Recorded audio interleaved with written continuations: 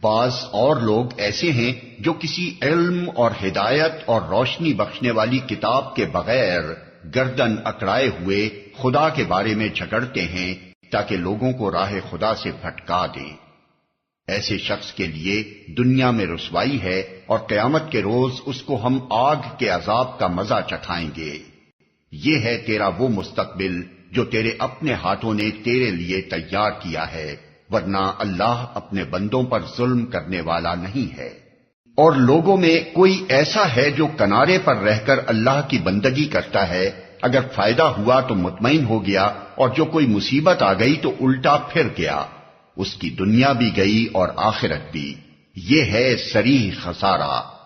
پھر وہ اللہ کو چھوڑ کر ان کو پکارتا ہے جو نہ اس کو نقصان پہنچا سکتے ہیں نہ فائدہ۔ یہ ہے گمراہی کی انتہا۔ وہ ان کو پکارتا ہے جن کا نقصان ان کے نفع سے قریب تر ہے۔ بدترین ہے اس کا مولا اور بدترین ہے اس کا رفیق۔